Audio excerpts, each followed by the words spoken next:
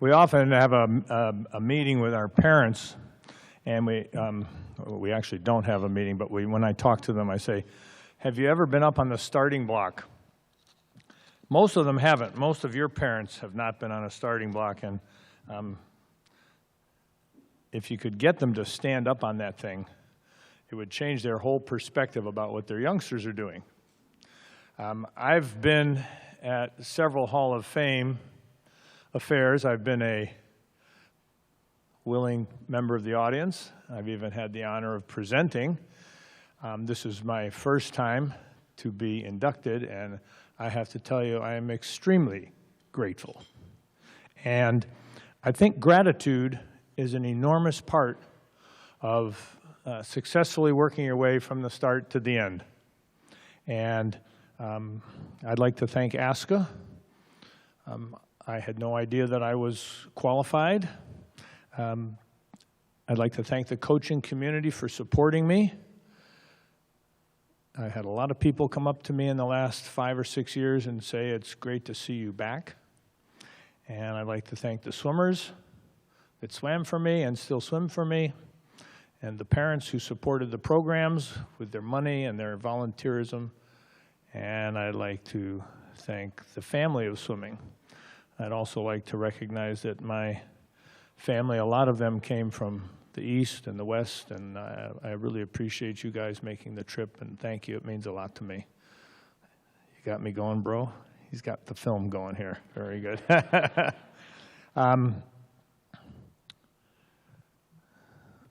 We all start in the same place, right? We're about this big, 7 pounds, 6 ounces. We've all started there. That's all we all started there. And then we grow up into something. And I think the important thing is that we realize at some point in the process that we actually choose who we are. And that we become responsible and hold ourselves accountable for who we are. I learned to swim at age 5 in the 8 Mile River near Lyme, Connecticut. I had a rough gig as a kid. My dad, who's here tonight, was the assistant pastor at a couple of different churches in New England, and as such, his job was to run the summer camp. So I spent all summer at the summer camp. It was a rough gig. I got my first coaching job quite by accident. I was 20, and I had a job at the Ladera Rec Center in Menlo Park. And on the first day, the manager said, you know, we're going to have lessons from 9 to noon, and then there's a break, and we have public swim from 12 to 6. And we have a swim team that practices from noon to 1 during the break. And does anybody here want to coach that team? Nobody raised their hand. And the manager of the pool went on to elaborate. The team isn't very complicated. It's just a small rec team, and you know, we have like 5 or 6 dual meets, and then there's a small championship meet, and it doesn't really require much. Still no hands. And then she said, I can't believe that nobody wants the extra hours on their time card. And I'm looking around, and so I go, and that's how I started. And 3 of the swimmers on our team said after the season was over that they'd like to swim some more. How did that happen? And I didn't know, but I asked around, and then there was this thing called the AAU Club Circuit. And down at the bottom of the hill was a team called the Ladera Oaks Swim and Tennis Club, coached by George French. So I went down there at the end of the summer with the 3 swimmers, one of whom was my brother Joel, and said, George, hi, I'm Don, and these swimmers want to swim, and what do they do? And he said, well, here's what they do, and then I went back to college. And that was it. And then I came back out here. I dropped out of college partway through my junior year and moved back to the Bay Area, and I had a spinal fusion. It was the best thing that ever happened to me, number 1, because all the pain in my legs went away, and number 2, because I was sitting at home watching daytime TV and going crazy, and I couldn't be in a car for 6 months. but I could walk the quarter-mile from my house to the Ladera Oaks pool. And I went down and I said, George, remember me? He didn't, which was okay. And I said, I would really like to coach because I'm going crazy at home. And he said, I have no budget for you. I have no job. He says, you must have something I can do. He said, well, if you're willing, you can have this lane. And he pointed to the lane with the 6 and unders. Right? We still give the most important kids the least experienced coach. So I said, okay, great. And he gave me a book from Cecil Cohen on swimming. He said, read this. If you have any questions, ask me. And I must have asked him 100 questions a day. And one thing led to another. And I ended up in San Rafael several years later, 2 years later, and had dropped out of college again to follow swimming. It took me 7 years to graduate, 4 different colleges. I have a teacher's credential also. That's an 8th year. My former wife wanted security. She said swim coaches aren't very secure, and I said, okay, I'll get a teacher's credential. It's still in my drawer at home. I've never used it. But so I landed in San Rafael, and I was there in the August of '68, and by the spring of '69, I had qualified a gal in the 200 breaststroke for nationals. And I thought I was pretty hot stuff. And we went to nationals, and she swam about her best time, you know, within 2 or 3 tenths, one way or the other. Who remembers? But what I do remember is a couple weeks later, after I moved back to came back to San Rafael after that meet down in Long Beach, and her parents called me up and informed me that she was moving to Santa Clara to swim with George Haynes. That was the 800-pound gorilla at the time. And I thought, well, we just went to nationals, you know, and what am I here? I'm chopped liver? I didn't say that to them because I was really, really angry that they would do that to me. And then I had a little pity party. That's what Ken calls them. Have a little pity party. Whoa, nobody, I'm never going to compete with George, and blah, blah, blah. And somewhere along the line, I realized that I didn't want to ever have that happen to me again, never. And I had better get a lot better in a hurry, or I was going to be one of hundreds of teams feeding people like George Haynes. That was the last swimmer that left. And I think it's important that everybody find something that they're good at and follow their passion and do whatever it takes to be good at it. That's my belief. And I had a swimmer come to me not too long ago and ask me, we had a little discussion about what she saw in her future in the next 18 months and in the next 4 years. And she confessed that she would like to swim in Division I, and she said, I also, you know, it sounds a little presumptuous to say, but she even thinks about being a professional swimmer. She said, but I know the odds are really against me, but I think about it.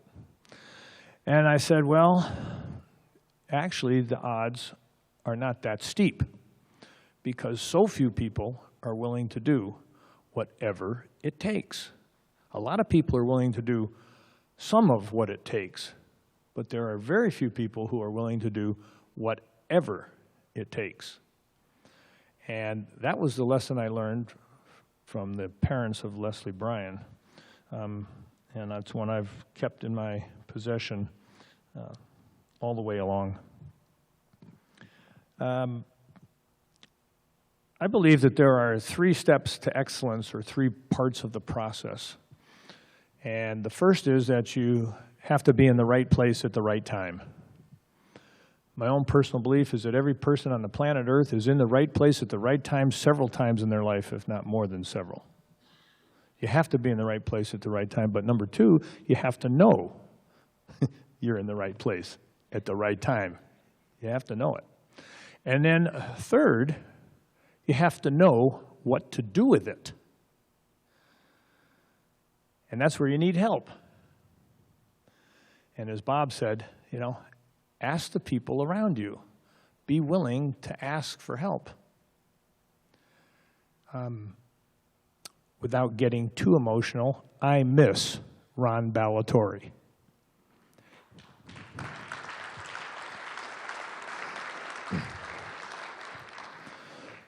Sticks taught me that you could be brutally honest with your swimmers and not do it personally. He called, if somebody did something poorly, he let them know. But he did it in a way that wasn't, he never said, what are you doing? He said, you did. He never said, how could you be so stupid as to, hold your breath at the beginning of a 200. He would say, and he would call the kid, whatever it took to get that kid's attention. Some people thought he was mean and gruff, but he was brutally honest. And it's so much easier for athletes to deal with their growth process if their coaches are honest with them.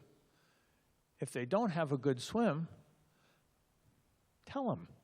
Ken's famous. The kids come up, and he goes, well, you didn't want to have anything to do with that one today, did you?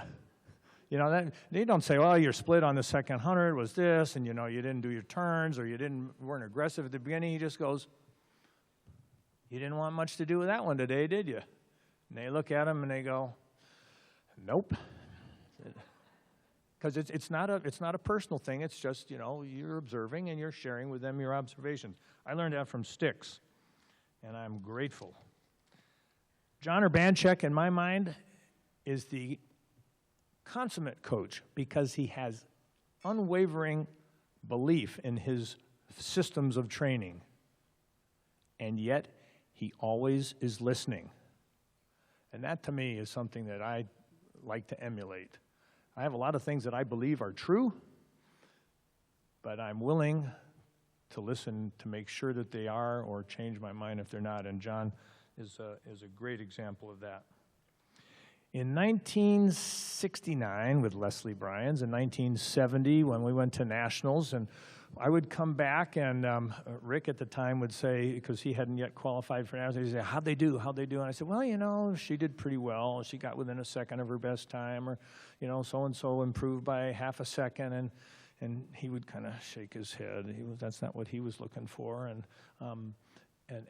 me neither. And it was this big mystery. See, because I didn't swim competitively, I have no knowledge of how it's done. I stumbled into it quite by accident, and I'm just emulating and watching and seeing and trying to figure this thing out. But it was frustrating to go to meets and watch some swimmers take big drops, and my swimmers virtually take no drops. And I didn't like that. And we were blessed, the right place at the right time, knowing what to do with it. At San Rafael High School in the early 70s, we had 3 of the top 4 race walkers on campus. And Guts Kloffer, who's twice an Olympian, twice a Pan American champion, would hang out at the pool. He and I struck up a friendship, and I was expressing to him my frustrations, and he was watching the kids swim. And I remember him saying, well, do you ever do cycles?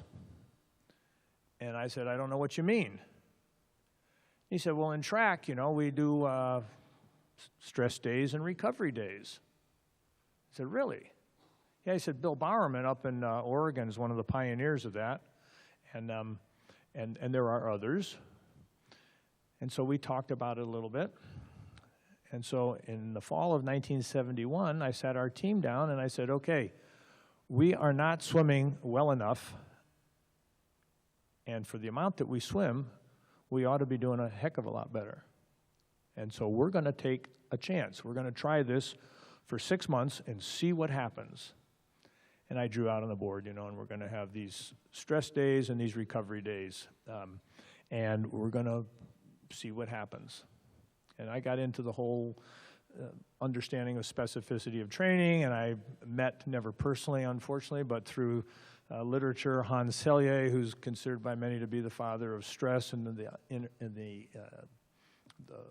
awareness of the fact that you adapt to stress during the recovery phase. And he talked about making sure you stay out of the zone of failing adaptation, etc.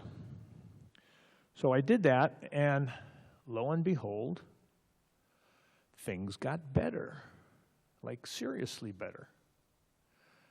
Because everybody knew that on Tuesday and Thursday and Saturday afternoon, you had to put everything aside and make the practice the number one thing in your life for the next 2 to 3 hours. And the other days we had a little bit more relaxed attitude and et cetera. And it got the kids good at getting ready for meets, because they, you know, how many of you ever had the experience of a kid coming up on Monday going, boy, I wish the meet were today, I feel great. Well, yeah, but the meet was yesterday or the day before. You have to be ready to do your best when it counts. And so building in some predictability into the schedules seemed to make sense to me. I mean, I was, I guess, gifted by not having any prior knowledge. And so Guts Cloffer is one of the reasons that I'm here today. Without the conversations with him, I would have never understood about Bill Bowerman. Bill Bowerman's book just came out 2006. It's the story of him. If you're interested, Kenny Moore, the great runner who ran at Oregon, wrote a book. And Bowerman says, stress, recover, improve. It's that simple. You know, and everybody's doing it a little bit differently, but that's an important part. I went to a long story, and I won't bore you with the details. In 2005, I went to the NCAA meet. I'd been out of coaching for 25 or so years, and it was the first time I'd ever been to that meet. It was in Minnesota. I reacquainted with Ken, and the end of the first night, I called Madeline, and I said, you have to get on an airplane and come out here and see this. This is the most incredible thing. She smiled over the phone. She said, you have a wonderful time.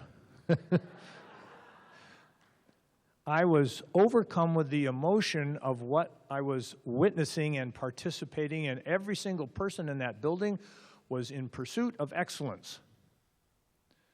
Yeah, Stanford wanted to beat Cal wanted to beat Arizona, Florida, US, you know, I mean, there was all of that going on. But when a Cal kid swam great, the Stanford people applauded. They didn't boo. And all the swimmers, and all the coaches, and all the officials, and all the spectators were all like into this thing, and it was like bottled up inside this room. And it was a very powerful thing. And I realized that to the extent that I have had success in my life, I owe it to those years that I spent coaching, being around. You people are an incredible community to be part of. And you should feel enormously proud of the association that you have. Our sport is fabulous because it doesn't rely on anybody to throw you the ball to score. And yet there is the teamwork. The teamwork is critical. And so it's a beautiful opportunity.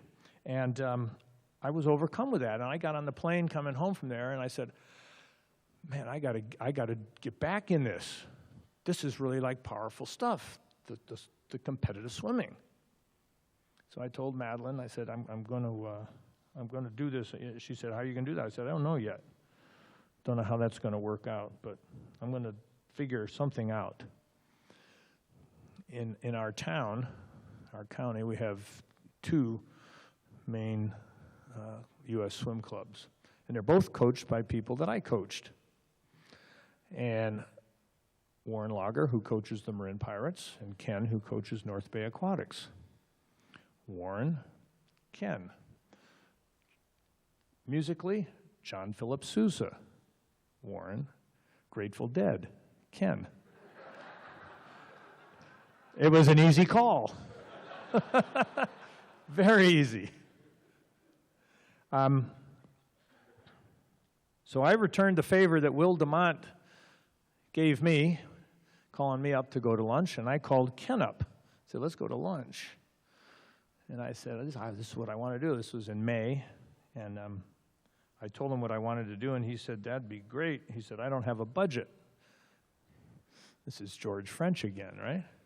I said, I don't need the money.